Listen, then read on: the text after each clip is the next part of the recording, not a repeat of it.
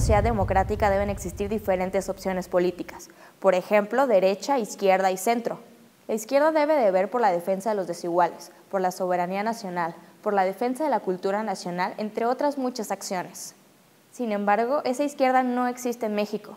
Lo que tenemos es una izquierda oportunista que no representa a nadie más que a sí misma.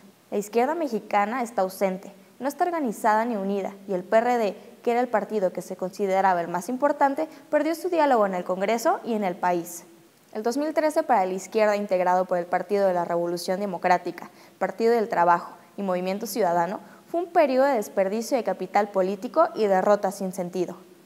Porque a pesar de que algunas de sus causas estuvieron en las calles, a sus representantes les faltó determinación y coraje para defender la lucha en las cámaras. De hecho, pasó todo lo contrario y hasta participaron en el Pacto por México, lo que permitió que se aprobaran varias reformas.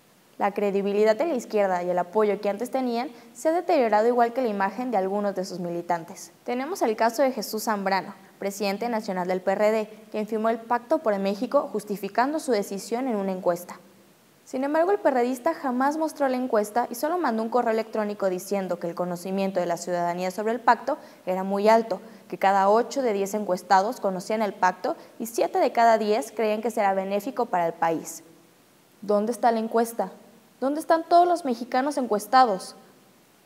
Y ahora, tras haber aprobado varias reformas, Jesús Zambrano y el PRD salen del Pacto por México y afirman nunca haberle dado la espalda al pueblo ni haber traicionado a México.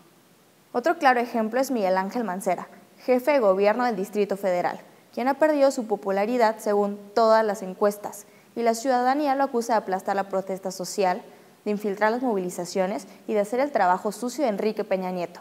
Mancera debe ser efectivo el lema de su gobierno, decidir juntos, porque no ha escuchado a sus gobernados, al menos no en el tema del CENTE y en el aumento del boleto del metro. También tenemos el caso de Cuauhtémoc Cárdenas, quien hace unos días invitó a Andrés Manuel López Obrador a la lucha en contra de la reforma energética, a sumarse más allá de sus diferencias, porque la patria es primero. ¿La patria es primero? Las vacaciones son primero, porque cuando se votó a favor de la reforma energética, él se encontraba descansando, y claro, ahora tras unas merecidas vacaciones, regresa a defender la patria.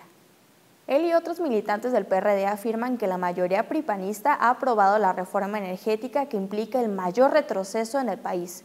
¿Acaso ya se les olvidó que ellos votaron a favor de la reforma laboral, educativa, en telecomunicaciones y la reforma fiscal? Ahora se suma Morena a la izquierda mexicana. Sin embargo, el panorama no parece más alentador. Es cierto que llega un partido nuevo, pero su líder y el discurso que proclama en defensa del petróleo desde los 80s ya están gastados. El ser militante de un partido de izquierda o comulgar con esta ideología no solo significa ir en marchas y cerrar calles. Ser de izquierda significa estar dispuesto a dialogar y aportar algo de provecho para la construcción de una realidad mejor por y para los mexicanos. Significa ser progresista, luchar por las libertades individuales, por la igualdad social, por la democracia y por la justicia. Enrique, entiende, mi voto no se vende. Enrique, entiende, el pueblo no te quiere.